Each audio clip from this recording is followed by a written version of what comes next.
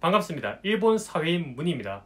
오늘은 일본 기업이 한국인을 뽑는 4가지 이유에 대해서 정리를 해볼까 합니다. 이번에 말씀드릴 내용은 일본 기업이 신졸로 한국인을 채용할 때 어떤 생각으로 채용을 하는지 알고 싶은 분들을 위해서 꽤 도움이 될 만한 내용이라 생각하는데요. 중도 채용일 경우에는 크게 도움이 안 될 수도 있습니다. 왜냐하면 사람의 스킬, 경험, 능력 이런 걸로 니즈가 축약이 되기 때문에, 그러니까 포텐셜이라는 부분이 빠지게 된다는 거죠. 그리고 일본 취업에 있어서 여러분들이 사고방식에 있어서 주의하실 부분은 한국에서 채용도 마찬가지이겠지만 자기 중심적인 관점이 아니라 상대방, 채용 담당자, 기업이죠. 그쪽에서의 이제 관점으로 자기를 어떻게 바라볼 것인가, 이게 가장 중요한 포인트인데요. 들어가고 싶어 하는 회사가 있고 반대로 그 회사도 내가 채용하고 싶은 대상이 있을 거 아니에요. 두 가지의 니즈가 만족하는 부분에서 매칭이 일어나는데, 일본어에서 매칭이라는 단어를 인재업계에서 많이 사용합니다. 이 두 가지 측면을 전략적으로 잘 생각할 수 있는 후보자가 내정을 많이 받게 되거든요. 그러니까 내가 이전부터 이 회사는 정말 가고 싶다, 내 기준으로 생각해서 반드시 들어가고 싶은 회사다, 이렇게 생각하는 것도 중요한데, 반대로 어떠한 회사가 어떠한 니즈를 가지고 나를 필요로 할까, 상대방의 관점에서 자기의 수요를 생각하는 이 자세, 가설을 세우는 능력, 이것이 취업활동에서 정말 중요합니다. 이게 상대방 채용 담당자의 입장에서 생각하는 것이라서 여러분들이 이 입장을 생각할 때 전체적으로 생각할 수 없고 중간중간에 빠뜨리는 부분이 있을 거예요. 그 빠뜨리는 부분이 없도록 제가 전체를 커버하면서 가능한 모든 니즈에 대해서 빠뜨림 없이 정리를 한번 해드리겠습니다.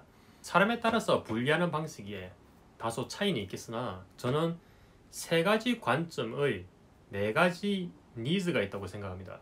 첫 번째로 3가지 관점이란 언어, 가치관, 그리고 컴피텐시입니다. 언어는 한국인 여러분이 얼마나 일본어를 유창하게 잘하는지 그 능력을 말하는 것이고, 그리고 정체성은 외국인으로서의 특성, 여러분들이 이제 한국인이기 때문에 한국인으로서의 특성을 이제 정체성이라 얘기를 해요. 그리고 컴피턴시, 이것도 일본에서 많이 쓰는 단어인데요. 성격, 동기, 가치관 같은 개인의 특성을 말합니다. 그래서 방금 얘기 드린 정체성이 한국인으로서의 특성을 얘기한다면, 이 컴피텐시는 여러분들의 개개인으로서의 개인 특성을 얘기합니다. 그래서 이 두 가지의 범위가 다른 거예요. 이 3가지를 채용 면접에서 다각도로 여러분을 보면서 평가를 하게 되는데, 이 3가지의 어떠한 조합을 필요로 하는 인재에 대한 수요, 이 니즈는 총 크게 4가지가 있어요. 그 첫 번째는 사실은 일본인을 뽑고 싶은데 일본인이 없으니까 한국인을 뽑는다 니즈입니다. 이걸 줄여서 저는 이렇게 불러요. 일본인 대체 니즈. 이건 또 구체적으로 분류하면 2가지가 있겠는데요. 하나는 수요는 있는데 일하고 싶어하는 일본인이 없다고, 또 하나는 수요는 있는데 일할 수 있는 일본인이 없답니다. 이 첫 번째는 개인을 대상으로 하는 서비스업, 소매업이 많겠죠. 두 번째는 IT 개발자입니다. 이 둘 다 사실은 일본인이 있으면 베스트긴 한데 일본인이 일하고 싶어 하지 않으니까, 그리고 일본인이 일할 수 있는 인재가 없으니까 한국인들도 많이 필요로 하게 됩니다. 특히 IT 업계 같은 경우에는 공급과 수요의 밸런스가 일본이 진짜 많이 붕괴되어 있어요. 지금 정말로 많이 개발자를 원하고 있는 상황이거든요. 그래서 지금 꽤 대우가 좋아지고 있죠.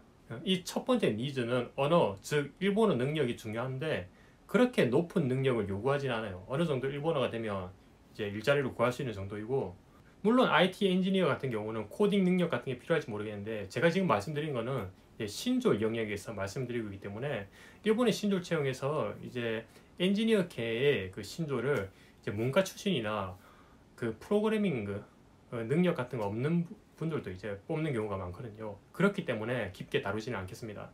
그리고 두 번째 니즈는 일본인은 안 된다, 한국인을 뽑고 싶다 니즈입니다. 이쪽의 인재 수요는 어느 업계에서 발생하냐면 상사나 무역회사 같은 경우나 아니면 한국을 대상으로 하는 마케팅 회사, 이런 데서 여러분들을 원하게 됩니다. 한국하고의 거래가 주요 업무로 들어있기 때문에 일본인이 아무리 한국어를 잘해도 한국어가 모국어인 여러분들을 이길 수는 없어요. 그리고 한국인 여러분들은 비즈니스 일본어 능력을 금방 습득을 하시기 때문에 일본인보다 이 수요에 대해서는 높은 메리트를 가지고 있어요. 이 수요에 대해서는 높은 메리트를 가지고 있어요. 이 두 번째 수요는 3가지 관점 중에서 언어랑 정체성이 중요하겠죠. 한국인으로서의 한국어의 문화를 이해하고 있고 한국어가 모국어인 점. 그리고 이 두 번째 니즈가 첫 번째 니즈보다 언어, 즉 일본어 능력을 좀 더 많이 요구합니다. 왜냐하면 이 두 번째 니즈 같은 경우는 거래처 같은 곳이랑 계속적으로 미팅을 해야 하는 경우가 많았을 건데, 미묘한 일본어의 언어 뉘앙스 같은 경우도 얼마나 전달을 잘할 수 있는지 그것도 이제 보게 되거든요. 그리고 세 번째 니즈가 다이버시티입니다. 이건 좀 큰 대기업에서 많이 볼 수 있는 채용 니즈인데요. 다양한 출신의 다양한 가치관을 가진 인재를 모아두는 것으로 다양한 아이디어가 떠오르게 하는 그런 조직 문화를 만들고 싶어하는 대기업에서 여러분들을 채용하곤 합니다.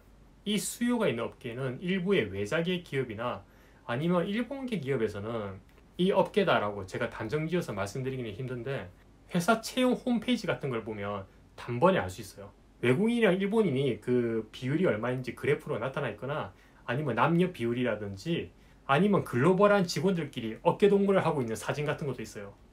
이런 것을 채용 브랜딩에서 사용하고 있으니까 이 회사는 다이버시티를 추구하는 회사라고 볼 수 있습니다. 이 세 번째 다이버시티 니즈 같은 경우에는 언어는 물론이고 그 정체성이랑 컴피텐시도 보게 되겠죠.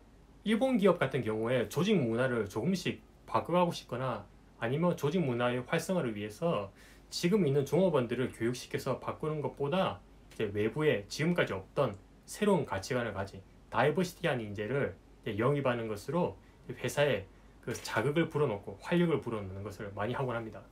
그리고 마지막 네 번째가 평등 채용입니다. 이건 국적 불문이고요. 컴피텐시를 중요시합니다. 얘 괜찮네 싶으면 뽑아요.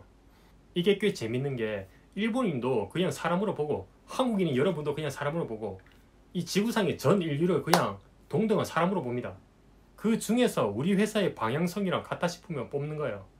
여러분 여기서 헷갈리시면 안 되는 게, 이 평등 채용이랑 다이버시티 채용은 완전히 다릅니다.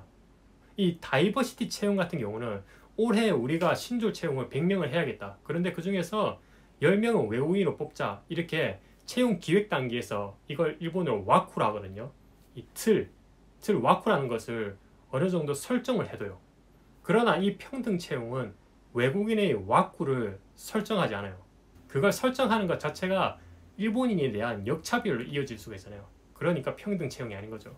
그래서 평등 채용을 하는 기업은 그 해에 외국인이 많이 들어올 수도 있고 많이 들어오지 않을 수도 있어요. 그래서 이 네 번째 평등 채용이 외국인도 일본인이랑 같이 평등한 시선으로 보는구나, 와 좋다 라고 생각이 드실 수 있겠지만, 사실은 일본인들하고 동등한 위치에서 경쟁을 해서 들어가야 하기 때문에 엄청나게 어렵습니다. 다이버시티처럼 딱히 여러분들의 외국인으로서의 정체성을 원하고 있는 게 아니에요. 채용 선고를 진행하면서 상대방이 여러분들에게 관심을 가지게 만들어야 돼요. 제가 예전에 몸담았었던 리크루트라는 회사가 이 네 번째 니즈였어요.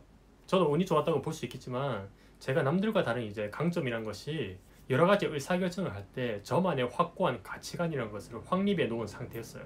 그래서 면접을 진행할 때 면접관이 이런 질문 저런 질문을 할 때 저의 대답이 이쪽으로 갔다가 저쪽으로 갔다가 이렇게 모순되는 경우가 별로 없었거든요. 그 점이 저의 꽤 좋은 컴피텐시라고 평가를 해줬던 것 같아요. 이 네 번째 니즈 같은 경우에는 그 해당되는 회사가 얼마 없긴 한데, 왜냐면 국적에 대한 선입견을 철저하게 배제를 해야 되거든요. 그런데 이게 쉬운 게 아니에요. 보통 기업 규모의 크기에 관계없이 이 회사는 개방적인 사고를 가지고 있는 회사다라고 많이 언급되는 그런 회사들이 평등 채용을 하고 있을 가능성이 높습니다. 그래서 이거는 쿠치코미 같은 거 보면서 정보를 많이 입수해야겠죠. 네, 그래서 오늘은 일본 기업에 한국인을 채용하는 4가지 수요에 대해서 정리를 해봤습니다. 그래서 하나의 관점만 가지고 채용 활동을 생각하시는 분들이 계시다면, 이 상대방의 관점에서 이 4가지를 폭넓게 생각하면서 일본 취업 같은 것을 생각해 보셨으면 해요. 최대한 시야를 넓게, 가능성을 크게 가지고 시작을 하셔야죠. 그럼 오늘 영상은 여기까지 하겠습니다. 일본 사회나 일본에서 취업하는 것들에 대해서 앞으로도 많이 알고 싶으신 분들은 채널 등록 부탁드리겠습니다.